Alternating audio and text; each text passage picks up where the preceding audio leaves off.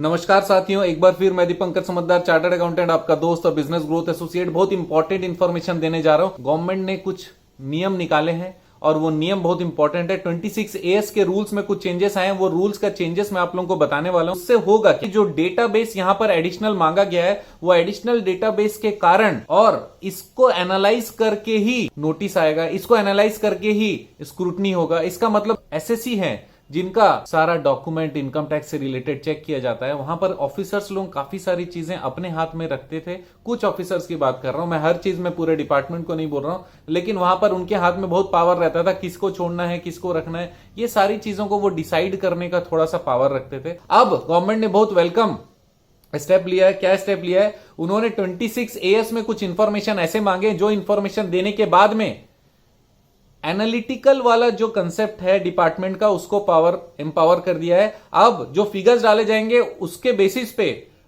Figures और information जो डाले जाएंगे उसके बेसिस पे स्क्रूटनी होगी, और वो जो स्क्रूटनी होगी उसके कारण में स्क्रूटनी जो अभी तक जितने नंबर ऑफ स्क्रूटनी होती थी उसका 1/4 हो जाएगा स्क्रूटनी, और जो एसएससी है, जो करदाता है, वो बिना मतलब परेशान नहीं होगा। तो ये इंफॉर्मेशन क्या है, ये ध्यान से सुनिएगा, राइट। तो सबसे पहला चीज मैं आपको बता दूं कि 26AS क्या होता है, जिसमें आपने इनकम कौन सा कमाया, कौन से सेक्शन में कमाया, उस पे कितना टोटल अमाउंट आपको रिसीव हुआ, उसमें कितना टीडीएस है, ये डिस्क्रिप्शन आता है 26AS में, राइट। 26AS बोलते हैं, आप लोगों को पता होगा, नहीं तो मैंने जो बताया आप सर्च करेंगे आपको मिल जाएगा, राइट। अब इसमें क्या क्या चीजें, पहले तो केवल कौन से सेक्शन में उन्होंने इनकम लिया, क्या वो इंटरेस्ट का इनकम है, क्या वो कॉन्ट्रैक्ट का इनकम है, क्या वो प्रोफेशनल सर्विसेज का इनकम है, क्या वो किसी और तरीके का इनकम है जो कि सेक्शन सैलरी है क्या, ये सारी चीजों को सेक्शन के अनुसार डिवाइड किया जाता है। वो उसमें केवल इनकम का इंफॉर्मेशन आता था, उसमें कितना टैक्स कटा ये इंफॉर्मेशन आता था,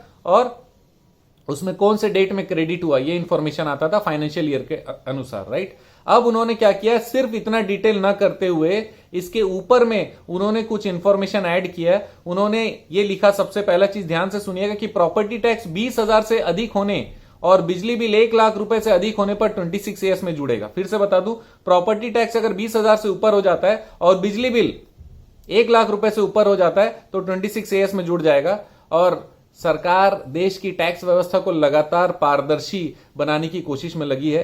टैक्स चोरी पर लगाम लगाने के लिए सरकार ने फॉर्म 26AS में पहले से दिखाए जाने वाले आइटमों को बढ़ा दिया है, उसमें कुछ चीजों को ऐड कर दिया है, जैसे white goods purchase, property payment, hotel bill का पेमेंट भी शामिल हो जाएगा। अगर आप कोई व्हाइट गुड की खरीदी करते हैं, प्रॉपर्टी टैक्स चुकाते हैं, मेडिकल या लाइफ इंश्योरेंस प्रीमियम और होटल बिल का भुगतान करते हैं, तो बिलर मतलब जो बिलिंग कर रहा है उसको इसकी सूचना सरकार को देनी पड़ेगी, जो 26AS में जुड़ जाएगा। इसका मतलब लायबिलिटी आपकी नहीं आ रही है, आप अपना गुड्स खरीद लीजिए, आप अपना प्रॉपर्टी खरीद लीजिए, आप अपना मेडिकल या लाइफ इंश्योरेंस प्रीमियम खरीद लीजिए, आपका इंफॉर्मेशन कौन देगा, वो देने वाले हैं, किसको, इनकम टैक्स डिपार्टमेंट को, और वो जाकर कहां जुड़ेगा, 26AS में जुड़ जाएगा। 20,000 रुपए से ज्यादा के इंश्योरेंस प्रीमियम होने पर जुड़ जाएंगे। होटल बिल का भुगतान 50,000 रुपए से, होटल बिल का भुगतान भी जुड़ने वाला है, राइट। 50,000 रुपए से ज्यादा का अगर, और 1 लाख रुपए से ज्यादा का स्कूल फीस 26AS में जुड़ेगा। इसका मतलब आपसे पता चल जाएगा कि ये सारी चीजें आपने अगर की है तो आपको अपने फाइनेंशियल स्टेटमेंट में और डेटा में भी डालना ये मजबूरी हो जाएगी। लोग पहले अपने मर्जी से इनकम डालते थे, जब तक 26AS में उनको सीधा दिखने नहीं लग गया कि इतना रुपए का पेमेंट हुआ है, उसमें इतना टीडीएस कटा है, तब वो उससे क्रॉस वेरीफाई करके अपना रिटर्न भरते हैं। 30 लाख रुपए से ज्यादा की संपत्ति की खरीद करोगे तो इंफॉर्मेशन आ जाएगा। शेयर में किया गया 10 लाख रुपए का निवेश या उससे ज्यादा का निवेश होगा तो आ जाएगा।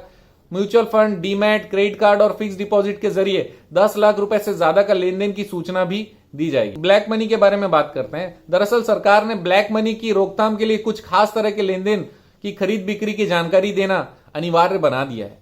सरकार आंकड़ों पर ज्यादा निर्भर करके जांच के दायरे में आने वाले लोगों की संख्या कम करने की कोशिश कर रही है और डेटा एनालिटिक्स पर ज्यादा ध्यान दे रही है, ताकि गवर्नमेंट जो है कम से कम लोगों को दायरे में ले पाए, जो कि सच में ऐसा लगता है कि जिनके बारे में जांच होनी चाहिए, ना कि जितनी मर्जी है उतना रैंडमली आ जाए। पहले क्या होता था कि अब 1 लाख रिटर्न भरे, उसमें से 1000 लोगों को रैंडमली ले लिया, तो वो रैंडम लेने के कारण में क्या होता है, अब जिनका नाम आ गया वो फंस गया।